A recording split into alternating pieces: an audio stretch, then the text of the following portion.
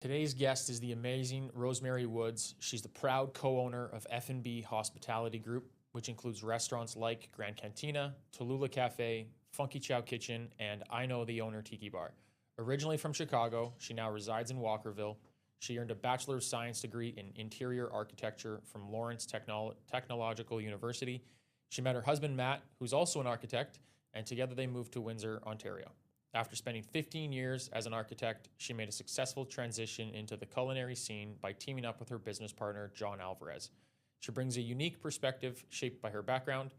She's extensive experience in problem solving, planning, and multitasking, continues to enrich her contributions to the local culinary scene, blending her creative expertise with her passion for food and hospitality. And so when you guys are looking, I'm assuming it's, you and John, but you, John, and Matt, when you guys are looking at opening up a restaurant or changing an idea, does a lot of it come from the cost of the restaurant? Does a lot of it come from the idea? Is it what is unique and different in the area?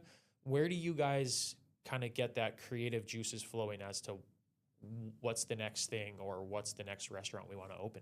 Yeah, I mean, our growth has definitely, I'd say, been pretty organic. Like opportunities kind of present themselves, or we have an idea, and just the timing seems to work out right. So that's working for us. We'll keep doing doing it that way. He's like, I'm F&B is toilet fixer because He so just does all of it. anything that's broken or needs something to be done with it, Fixed, whatever. fixed. Yeah, he's the staff calls him for that. Staff call me for payroll or whatever, that kind of Numbers, stuff. stuff. Yeah. Okay, you're doing this job, you're doing a great job, but if you don't want to do it forever, like we're never going to be the people if someone puts in their notice to be upset about it because that's up to you. Even if you're going to a different job in the same field, it's your life. You want to try something else out? That's great. Go try something else out.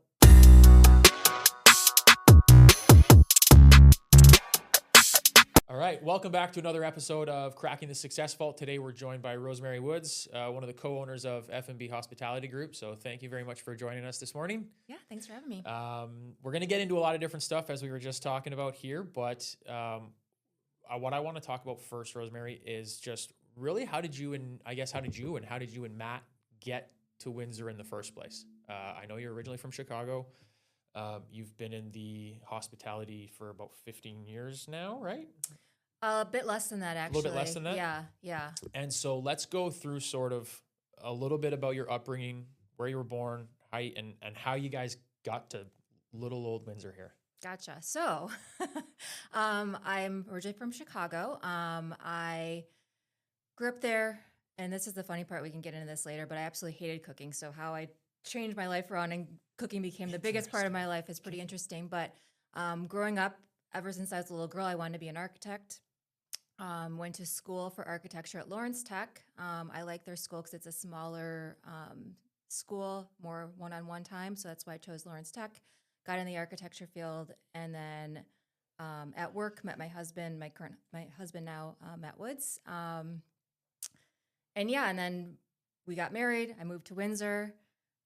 Did a bit of a big career change after being here, and then got into the hospitality industry. And so was the career change, was it something that you had thought about for a while? Is it something that you just came to Windsor and just figured you needed a career change? Like, I guess, what was the catalyst to going from architecture to culinary? I guess the biggest thing for me was my husband also being an architect, very passionate about what he does. I could see that I didn't have that same passion anymore. So I was like, what is my passion? What do I want to do? And at the time we started collecting cookbooks, like basically as like art books, because cookbooks can be very beautiful, all the photography, everything in them, and just pretty interesting. And so I had all these cookbooks. I'm like, I should probably do something with these. So I started taking each cookbook and finding a recipe and being like, this is interesting, and read it and do it and make it. And then after a while of doing that, I was like, this is kind of a fun process doing this. So I started blogging about it, and it became almost like an obsession for me, like what I was going to make, what I was going to learn. Because cookbooks are pretty good textbooks if you kind of read them that way. So I pretty much self-taught myself how to cook, going from growing up absolutely hating cooking. Like my parents will attest to it. And so why did you hate cooking growing up? I don't know. I had no interest in doing it. It Yeah. was just a process I didn't want to do. Like Too much touching time, food too much and just yeah, like yeah. dirty, always making a mess, all that kind of stuff just wasn't for you. I think so. Yeah. Yeah. So it was it's kind of, I don't know exactly what changed in my head with that, but Yeah. it happened and I'm really happy it did. And so you guys were collecting cookbooks. Sorry, just so I got this Mhm. correct, because in the cookbooks with like the pictures, was it like an architecture thing or just I think it was we're like, these books are beautiful. Like, look at all these pictures. And so we get more and more and more. And then Yeah. I'm like, I should actually make use of these instead of just kind just of collecting them? collecting them. Yeah. Yeah. That's kind of interesting. And so were you guys collecting them from, I know you and Matt travel a lot. hmm Was it you guys collecting them from around the world? No, not necessarily from around the world. More of we'd go to a place, we'd like the food. We're like, oh, okay, let's look for a cookbook that has this kind of cuisine in it. Yeah. And it was kind of a weird thing because I mean, we didn't really touch them after we bought them. So when Yeah. I kind of started diving into them, it was kind of the first time that they'd been really Been utilized. Yeah. Okay. And so how did you then meet? So you guys moved here from Chicago together. No, Matt's he's from Windsor. he's from Windsor. Yes, Okay. so I was going to he- say, so why Windsor? Because he's from Windsor. He's from Windsor. Got it. His family's in Windsor. He works in the States as an architect. So Yep. we met in the States at J. Perry Architecture. That's where we both Got worked it. together. Okay. So you guys met while working together, Mhm. but he's originally from here. Yes. Got it. Yeah. Okay. And so then how did you meet your business partner, John Alvarez?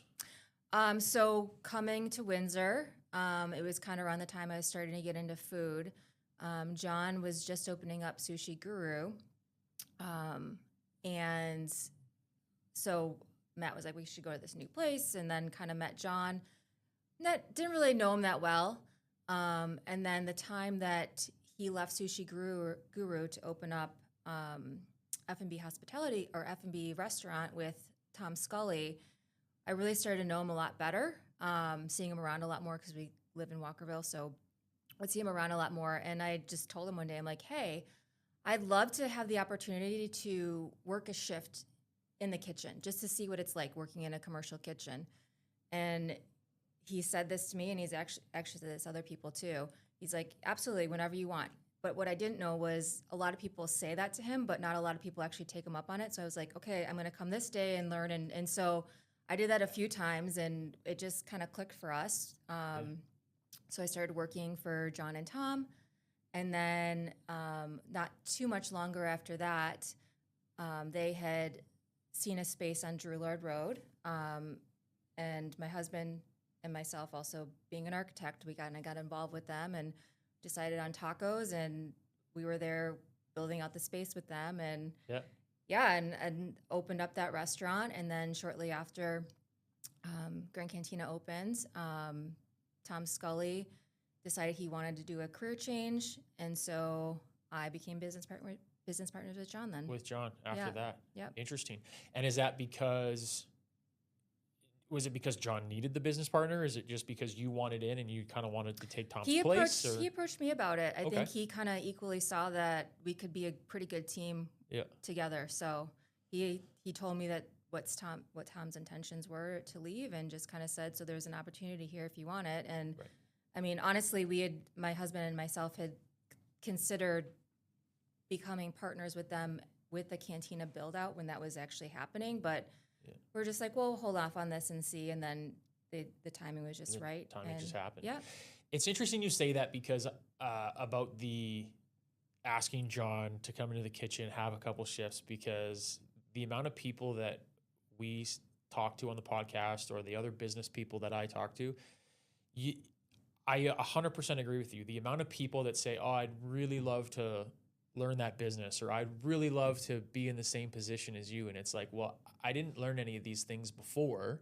Mm-hmm. And you can come and shadow me all you want. I'm here. And how many people don't actually take people up on that offer? And it's a simple offer. Yeah. Why do you think most people don't take that opportunity versus what was it about you that were like, you know what, I want to just dive into this and actually take them up on that? I think I just had the drive. I really was really into it, and I knew I wanted to get into the cooking field, and this was a good way to do it with pretty much one of the best people in Windsor to be able to do that with. Yeah. So I took it as an advantage, and like I said, I didn't know that there were so many people that's a pretty typical thing that someone can be like, hey, I love to do this or shadow you, and then nothing comes of it. I've learned that later on because people have said the same thing to me, and I'm always welcoming of that. Yes, absolutely. I'd love to show you the ropes or show you whatever, but yeah, it's the amount of people that actually do take you up on that. It's very, very rare. So okay, and so yeah, it's crazy how rare it is. I mean, I've been in financial services now for 15 years, and the amount of people that are like, I'd love to learn that business. Yeah, just come and shadow me for a day. Yeah. Like, come and learn. Come to the office, come hang out, come see what my day's like. And the amount of people that just don't respond, don't call you back. And like, I don't know if it's just the drive. Maybe it is just the drive that people need to have, but it's just like the follow through that people don't have. Right. And I'm assuming, I've never worked in hospitality. So I'm really, this conversation today is going to be fun because I've always seen a restaurant as a really cool business to own. It seems like a lot of fun. You meet a lot of people, which I love. But I'm sure people can get themselves in a lot of trouble too. Whether it's people stealing from them or people not showing up on time or whatever the case may be. Have some of those experiences, have you guys had to deal with some of that, I'm assuming? All of those, yes. Yeah. All of the above. Yeah. And is it, how do you, as a business owner, how do you feel like you can protect yourself from some of those things in the hospitality world? You just have to keep your eyes on it. You have to be aware. At the same time, though, you also don't want to let the fear of someone potentially stealing from you or doing whatever, because it's just going to happen. You don't want it to let it overcome you. So have as much fun with your business as you can. And then when situations like that arise, just adjust and do what you need to do. Yeah. Do you think it's a part of like knowing the numbers of your business? Do you think that's a big part of it? I'm looking at what we made the night before. I'm looking at all that kind of stuff daily. So I have kind of my daily routine. I go through all the accounts. I do all that and look at all those things. So you have to be in it. You have to be aware. And then, hopefully if someone is trying to take advantage of you, you're able to find that very quickly before it. Yeah, because thinking about that, and we're going to talk about a little bit how you guys have created the different restaurants that you guys have created. They're all kind of unique and very different. But it reminds me of that TV show Bar Rescue, where that guy named John, I think it's John, and the amount of bar owners that don't know the numbers. They don't know how much they should be making per bottle of alcohol. They don't know how much money they should be making per person or whatever, right? Yep.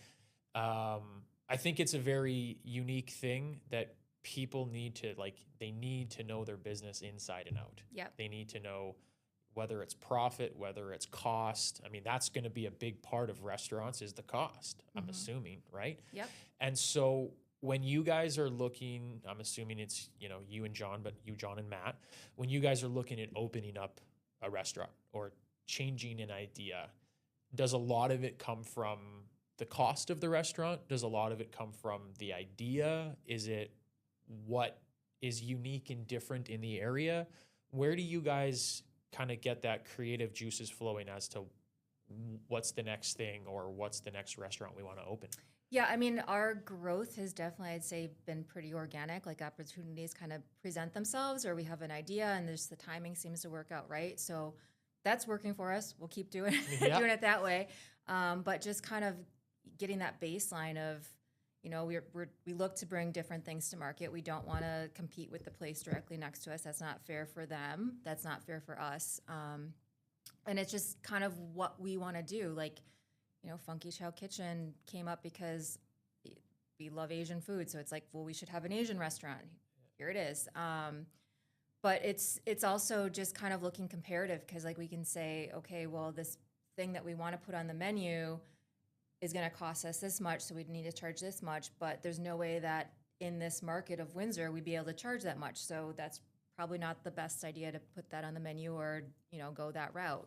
Right. So you have to kind of look at a lot going on around you too, what other people are charging for things, and work that way as well. Right. Yeah, because it's not just about the restaurant you're opening or the business you're opening. It's can the actual market, can the city, can the location actually do the thing that you want it to do? Exactly. Yeah. Right. So let's talk a little bit about that then, because I mentioned before we started here, my wife and I loved F&B. My wife and I love going to restaurants and just having like small little plates. We get to try lots of different things. We love that. Is that was F&B sort of a price thing? Was it just that it wasn't the right time? Was it just because I had moved here in October of 2017. Mm-hmm. I had heard a lot about F&B, but by the time I had heard about it, it wasn't around. Mm-hmm. And then when you guys reopened it, I was like, I've heard about this thing for so long. And then you guys only had it for about a year or two. Yeah. And then you guys closed it down again. So was it a market thing? Was it a numbers thing? Like what was sort of the consensus around I'll the give amazing you the restaurant? synopsis of it. Yeah. So F&B was open prior to the pandemic. Okay. Fully running restaurant, was doing very well. Pandemic hit, and we realized that you can't put the service that you were given at F&B into a takeout box. So Right. we transitioned and we changed the space into Slices Pizza. We got the guys that had been running Slices Pizza downtown in Windsor in the early days to reopen. It was just supposed to be like a couple month thing, but we kept it going for quite some time actually. And then while Slices was open, John and myself would receive, people would talk to us and be like, F&B, really wish it was still around. And we heard that enough times that we're like, well, maybe we should go another go. So we opened up F&B. It was great. But then the longer that F&B was open, we were kind of finding, compared to the other restaurants, that, the F&B would be booked solid from Friday, Saturday night, all the reservations full. But then Friday during the day, reservations would start dropping out. People would be canceling. And at that point, people already know what they're doing their Friday, Saturday night. They're not looking to make reservations. So the beginning of the week, we're like, oh, it's going to be a really great weekend here at F&B. And then sales were not that at the end of the week because when we got there. And I think what we found, comparing it to, Funky Chow and Grand Cantina, which we didn't have that same problem with reservations dropping, kind of post-pandemic, I think a lot of people changed the way that they dine, and the day of, it'd be like, oh, we have our F&B reservations tonight. Maybe we don't want something so fancy. Maybe we want to just do something more casual instead. So we kind of found that the dining scene changed a bit, that there weren't as many of those people looking for that kind of like higher end experience. Right. There still was. There's people's anniversaries and birthdays, but we just couldn't support the restaurant. Can't make a business out of just anniversaries and date exactly. night, right? We need to see people more than once a year. Yeah. So let's talk a little bit about the pandemic. Obviously, for the restaurant world, that was a very hard time. A lot of restaurants closed, a lot of bars closed. As a business owner, obviously, I know you mentioned you're very like strategic thinking and all that kind of stuff. What were some of the ideas that you guys had, or did you guys just go to like, we just have to do takeout just like every other restaurant? Were there certain things that you guys tried to implement to stay afloat? Yeah, I mean, the pandemic, as crazy as it sounds, was actually a good time for our business. Okay. It was unfortunate we had to let go staff, but because of the government programs, they were still getting money, so we felt good about that. We kind of got down to basics. Like I said, we decided to close F&B and put the Slices Pizza guys in there instead. So that worked out well because that's just a takeout business anyway. For Grand Cantina, we had a very skeleton crew of staff. It was myself and John every single day in there. He was cooking. I was answering the phones, cooking sometimes too, and like doing takeout orders. Matt was delivering them. Yeah. Wow. So it was a very small crew. I think we had like one or two other staff that were still on payroll at that point. Yeah. And then during that time, there was good government money given out to restaurants as a loan. And if you paid back that loan by a certain amount of time, some of it was forgiven. So Yep. we took advantage of those loans that came out, and we purchased Taloola Cafe because the owner prior to the pandemic was looking to retire. I think the Okay. pandemic just really just made her decide, okay, this is not for me. Not for me anymore. Yeah. Yeah. It's funny you going this way because I was actually just about to ask. So you and John got into business with Grand Cantina, Mm-hmm. and then the next place you guys bought was Taloola? Yep. Okay. And that was just after the pandemic, just before? We opened it October 2020. So we Middle. purchased it Okay. towards the beginning of the pandemic. Right. I think we purchased it, I think the sale went through like in August or September. Okay. But yeah, the previous owner was looking to get out. Actually, the Taloola Cafe itself, if anyone knows of it, it's in an apartment building. It's on the main floor. There's apartments above it. That apartment building is a very old building. And during the pandemic, having all the tenants home using the toilets all the time, the building wasn't used to that load. So the entire ceiling of Taloola Cafe in the main room was caved in. So we bought this place that had like a caved in ceiling and like just a lot of work that needed to happen. Brought back the original core staff and then had them tell us who they wanted us to bring back to, and didn't really change a thing. We didn't adjust anything on the menu. We did a few very small cosmetic updates inside, obviously the ceiling because that needed to be addressed, but to the point that some people were like, this has been here forever. No, this is new. And people really couldn't tell when they came back in. Right. And then, at the same time, the space that was next to the F&B space, Slices, was Carrots and Dates. And with the pandemic, the owners of that space were looking to kind of downsize their business. They had a few locations, so they want to just kind of focus on one just to make it easier on their family.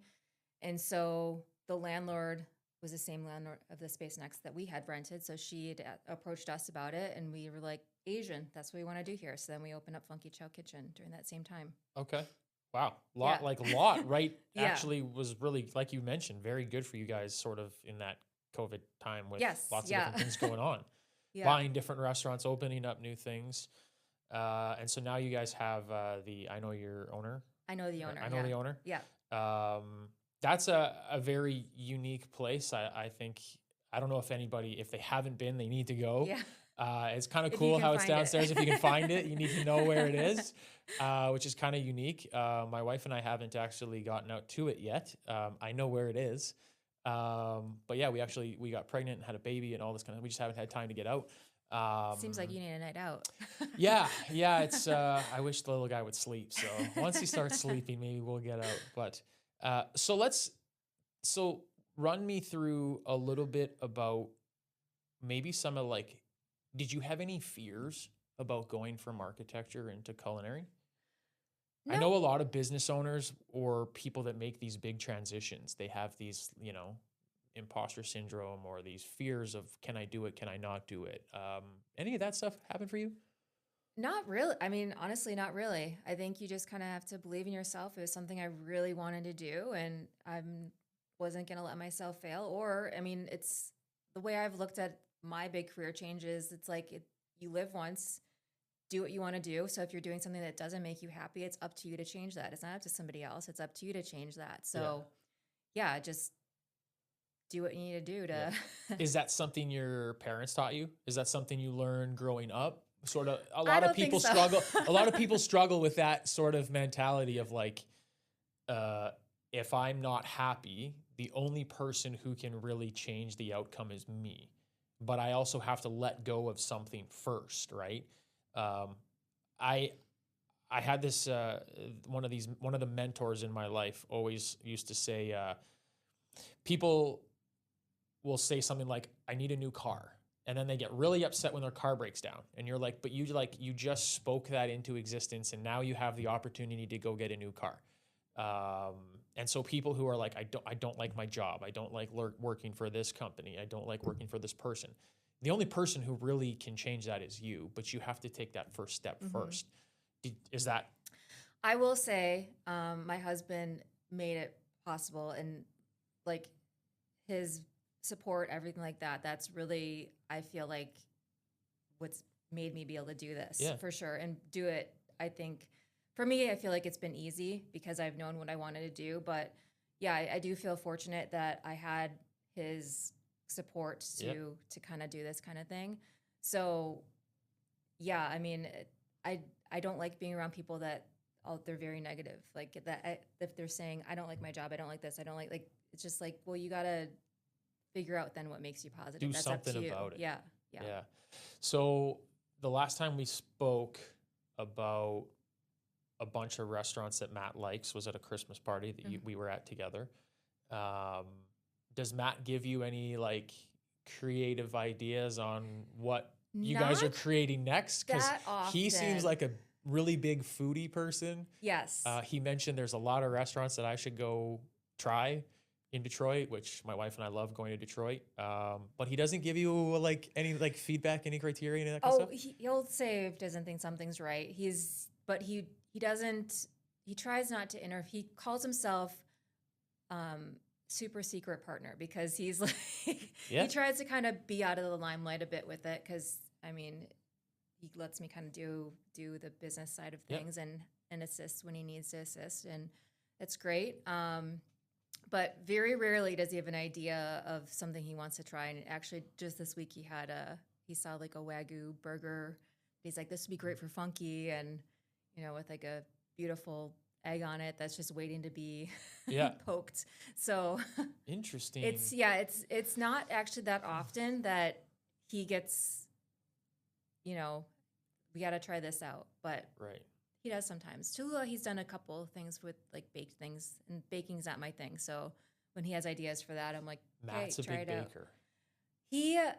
He's so funny. He was telling me the other day when he was growing up, his mom worked, so he'd go home from work or go home from school, and he would sometimes just make like a lemon meringue pie from scratch, like.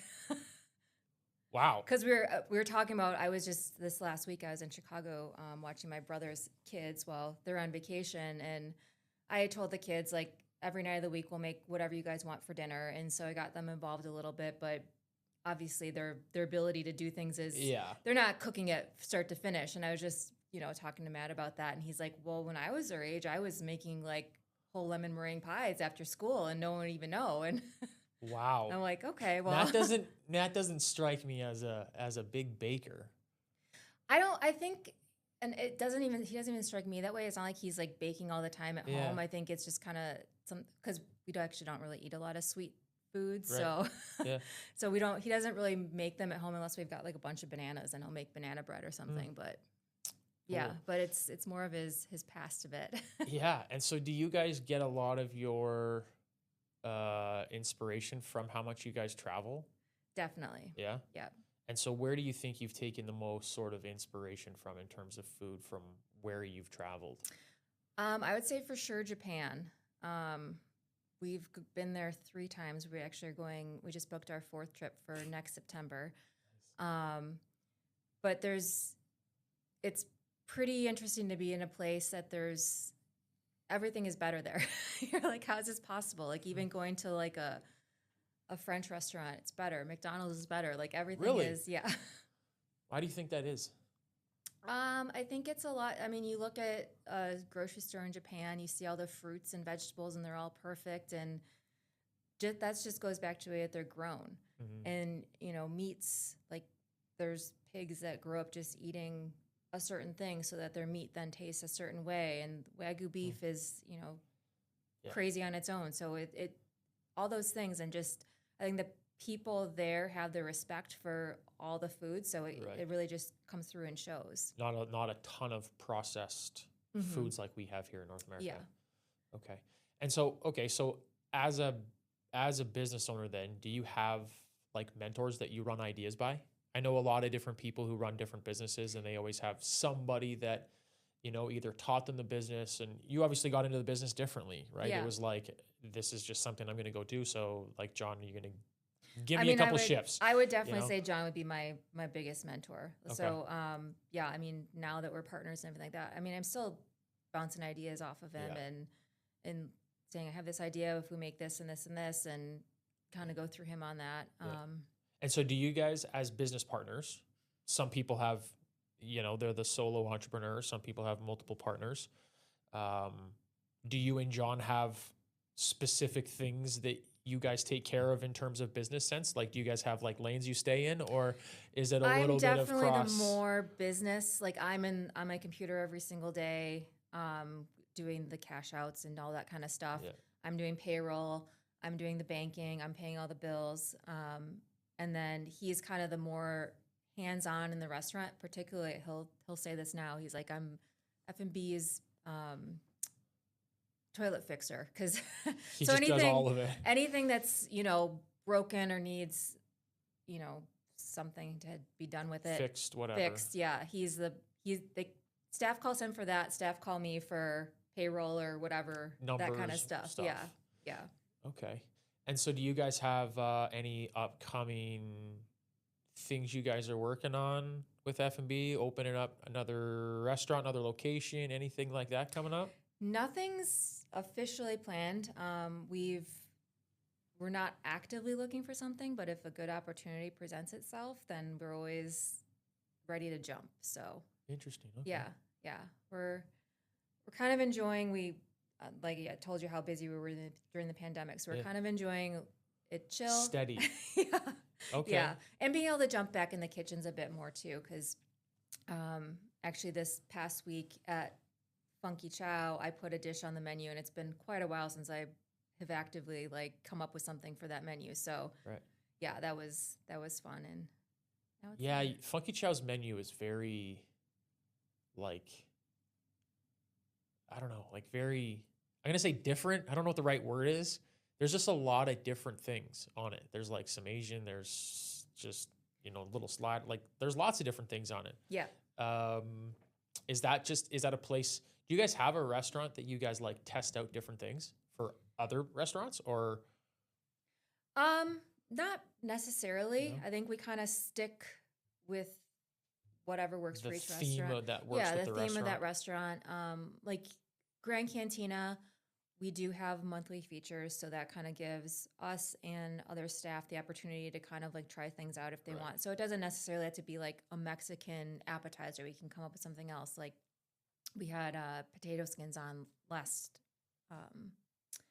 month. So Yeah. it's just kind of playing around with different ideas and Yeah. things like that. And then Funky, we stick more to the Asian. Yeah. But just kind of play around with it, keep it loose, and doesn't have to Keep be it fun. Yeah. That's one thing I can definitely say, that you guys have a very good culture with the restaurants that you guys have. Staff are always super fun. They're super bubbly, very polite, very quick. Is that something you guys have had to work on? Is that something you guys hire for? How does that process very work? particular when we're hiring. Okay. It's important to us that when we're interviewing someone, that we can see them working with the dynamic, because staff at Taloola are not the same staff that we have at Grand Cantina. So if we're hiring someone for Taloola, you're looking for it to fit in the Taloola family, which wouldn't necessarily be the same person that you're looking for Grand Cantina. So Right. we're very, we want to make sure that anyone that we bring in fits within the family of that restaurant. So we are pretty particular when we are hiring. We are fortunate that we have a really good name in the hospitality industry. Restaurants are known for a lot of turnover. We really don't have that much. So it's, Okay. I feel like we're pretty lucky that we don't have the turnover, number one, but number two, some of the resumes that we are getting when we are looking are people that really want to work for us too. So it's not just Right. someone, oh, maybe I want a job, I'm not that Right. passionate about it. We're pretty good at being able to get people that are They're really looking into because what they want. want to either grow their service career. They know that you guys are busy or whatever. They're not just, I just need a job right now. Yes, That's good. they want to work for us, and it's been great. Yeah, we have really, really good staff. Yeah. No, that's good. I don't think my wife and I have really ever had a bad experience in one of the restaurants. So it's always been fantastic. Okay, so let's kind of change a little bit of gears then. And so as a business owner who came from architecture into culinary, what are some of the things that you feel like you had to learn the skills maybe that you didn't have before? Obviously, you were, making the recipes out of the books yourself and Mhm. stuff like that. And I don't know how much, accounting and numbers you had to deal with on the architecture side, but what were some things that you had to be like, okay, yes, I'm doing this career now, but you were like, I really have to figure out these things. And how did you go about figuring those things out? Were there anything that you had to be like, I really need to work on this thing? Yeah, I mean, it was for sure doing payroll. I've never paid payroll before. So just kind of working with, our accountants and getting that kind of down and paying bills and knowing how to, account for HST and all that kind of stuff Right. because you're going to have to owe that back. So those are the biggest things. I wouldn't say anything major. It was all stuff that was very doable and Yeah. being able to learn. But what I didn't necessarily anticipate was just kind of the things that were similar, like problem solving and anticipating a problem before it's a problem. All those things that I had done in architecture, Yeah. planning and all those kind of things. The same traits I needed in this field as well. Crossover. Yes. And it's interesting that you say that because most people I find don't realize that, right? Like I always tell people, everything is selling, right? Whether it's selling your friends to go to a movie or selling a girl to date you or someone to marry or, you're a waiter or a waitress at a restaurant, convincing someone to have a drink or not have a drink or Hmm. what, everything in life is selling. Um, and it's funny that you say that a lot of the things crossed over from architecture into this because I think a lot of things have a crossover if you look for them, right? We grow up to like learn problem solving. We are either we plan or we're good with numbers or we're good with people. And all of those things can cross over into a new career. Hmm. And it's because of that, I wonder why more people don't take that leap of faith if they're not happy with their job, right? I mean, the saying of, it's you're more familiar with the devil you know than the devil you don't. But at the same time, if they have skills and they have things they love doing, that can be crossed over into any, even if you're going again, architecture to culinary, two very different Yes, things. very different. But yet there's so many, traits and criteria that you learned on that job that you can make in this job, right? Um, is that something that you find advice maybe that you're giving staff that's working for you? Do you guys have a lot of staff that I guess are, maybe waitressing and the culinary field is not going to be their forever field that you're giving these kinds of, advice to?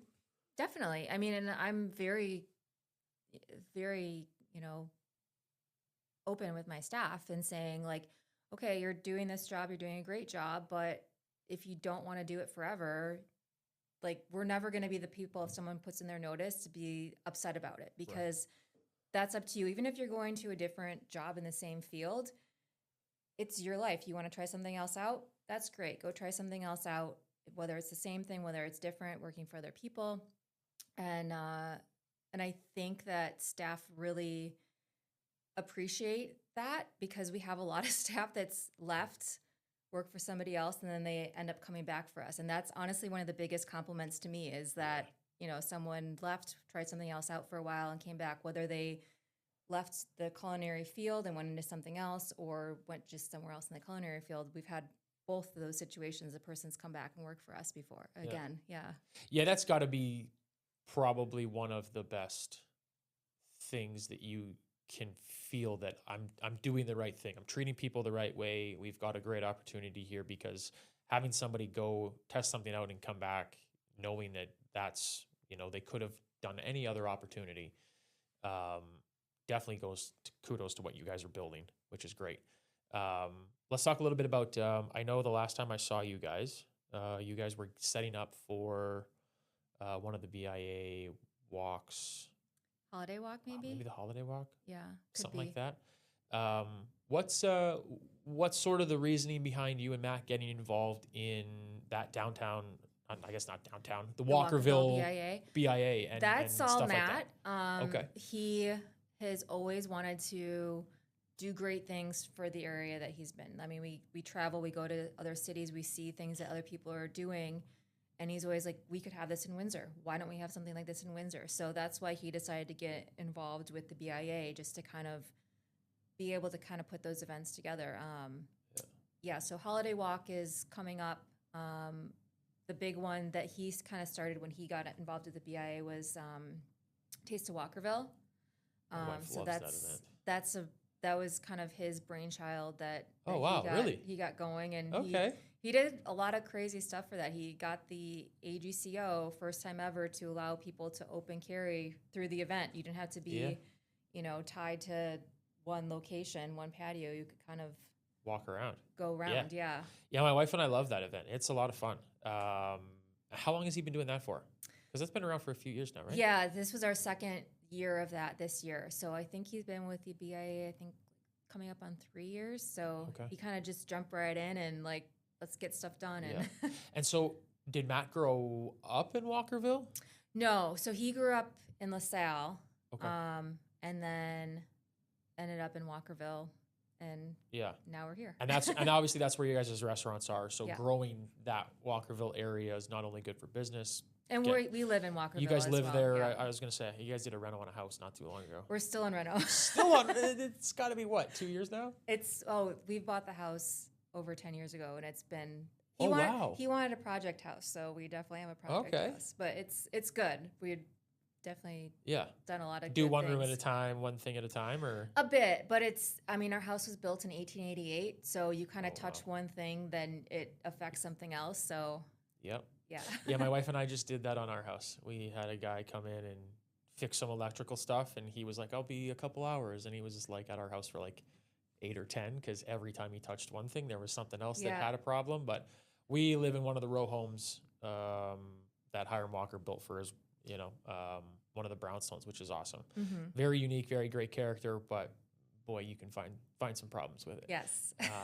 That's interesting. So, okay, well, so what is sort of next for you guys? I know you mentioned you guys are just enjoying sort of the stability of where you guys are at after COVID. You and Matt are still traveling a bunch. But as we wrap up here, what's sort of next for you guys? Are you guys looking at planning things? I know you said you're, open if the opportunity comes. We know how business owners can be, though. We're always kind of. We always have ideas in the back of our head of like, okay, maybe we could do this kind of restaurant, maybe this kind of restaurant. We're kind of have our feelers out in a few different places and see if anything comes through. I don't have any juicy. Yeah. Is it more of a? Are you guys more looking to take over something that already exists, build something new? We're always open to either. Either or. I mean, that's Taloola was a great purchase for us, and happy to have that. The cafe just still in the area because it's such a great place. But yeah, we're just kind of there. We're kind of watching and seeing, and it's a bit unfortunate because we've noticed this past year their sales have been down. We've adjusted to that, but just kind of keeping that in an eye too. And you guys think that's part of the whole tariff stuff? I think it's related to that, and that people are maybe not going out as much. It's not. The business being down isn't just us. I think it's kind of everybody. Yeah. So watching that, and then still like just looking for a good opportunity, which we built up a couple places during the pandemic, which most people that's the worst time. But yeah. But I think there's a lot of people out there that I think sometimes when an opportunity like that happens, or not an opportunity. When a situation like the pandemic happens, there's kind of two different trains of thought. There's the, I'm going to sit back, I'm going to watch, I'm going to do whatever, or there's the, I'm going to grow because now's the time to grow. Mm-hmm. And it's all about pivoting, right? It's about what could I do? What am I doing now? How can I make something work? Instead of saying, oh, I can't make this work. It's more of a, what can we do? Yep. Right? I think it sounds like you and John are both very much those kinds of people, which is more of a, how can I make this work versus, Oh, yeah. We're not going to let something, the pandemic, not to keep talking about pandemic, but that was a key time. It's like, we're only allowed to do this. Well, we're not going to let that hinder us. We're going to do that to the best of our ability. Right. That's, so that's kind of our mindset. Like we try to be the most positive thinkers, and that's really worked out for us in our little hospitality group. Yeah, for sure. I mean, what you guys have created with F&B Group is awesome. The restaurants are fantastic. I know my wife loves going to Taloola in the morning with the little guy when she goes on walks and stuff like that. So you guys have definitely created something for yourselves, which is pretty unique. We always end the podcast asking our guests one question, which I didn't prepare you for. And I'm really curious to hear your answer coming from sort of the architecture world into the culinary world and how it's a little bit different. But the question we always ask people is, what does success mean to Rosemary?